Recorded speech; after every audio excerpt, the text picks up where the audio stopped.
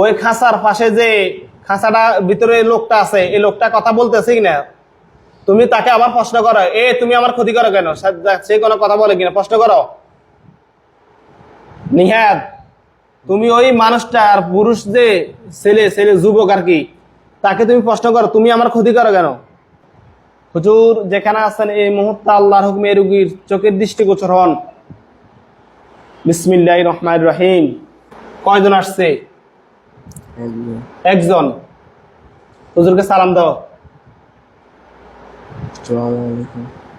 হুজুর, নিহাদের সাথে একটা জিন আমি বন্দি করছি, দেখেন তো এই জিনটা ছাড়া নিহাদের সাথে আর কি কোনো জিন আছে? থাকলে হুজুর বলবে আছে, না থাকলে না বলবে।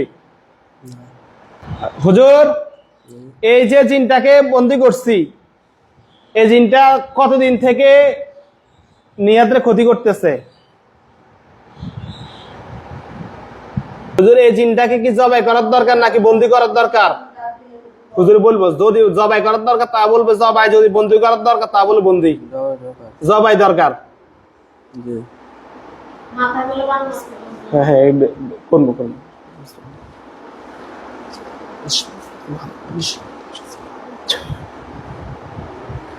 ওই জিনটার গলার সামনে খেয়াল করো, যে খাঁচার ভিতরে যে জিনটা, এটা গলার সামনে কি দেখো?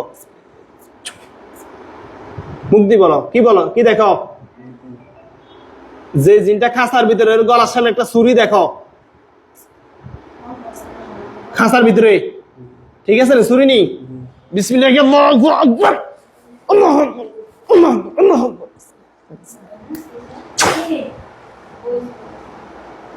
দেখো জিনটার মাথা আলাদা হয়ে গেছে, শরীরটা 2-3 ভাগ হয়ে খাঁচার নিচে পড়ে গেছে, ঠিক আছে নি? তুমি আউযু বিল্লাহি মিনাশ শাইতানির রাজিম, বিসমিল্লাহির রহমানির রহিম বলো, বলি জোরে একটা ফু দাও। ওই জিন যেটাকে মাথা পড়ে গেছে, এটা থেকে ফু দিলে আগুন ধরে যাবে এটার গায়ে। জোরে